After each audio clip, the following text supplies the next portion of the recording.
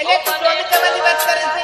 હું તો ઠીરથી જોમેલો છું. હું એક વખત ખાલી મેદાનમાં ઉતરી જાઉં નહીં એટલે કોઈની તાકાત નહીં કે મને હરાવે.